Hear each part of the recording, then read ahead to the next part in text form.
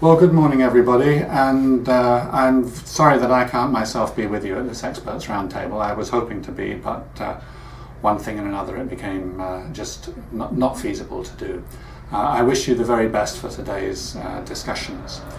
International Alert has been working on climate change issues now for the past 6 or 7 years, and we've obviously always been interested in, our starting point is to think about the relationship between issues of climate and issues of security and peace, especially as far as they affect ordinary people in their ordinary lives. Really, where we've got to with thinking about this is that it isn't simply a question of looking at climate change and its impact upon conflict. It's rather thinking about climate change's impact upon some of the really critical systems upon which human prosperity, peace, livelihoods and so on depend. Those systems are the supply of water, therefore also food supplies, food security, energy supplies, and natural resources, including minerals coming out of the ground, but also other kinds of natural resources. And climate change has an impact upon each of these 4 critical systems.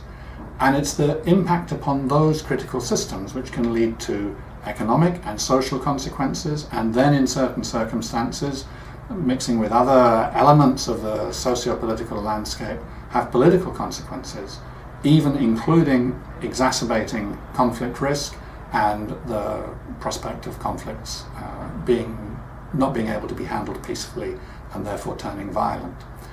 So to try to design policies that intervene into that process, one really needs to be thinking about the resilience of those 4 critical systems and the resilience of human societies which are depending upon those systems.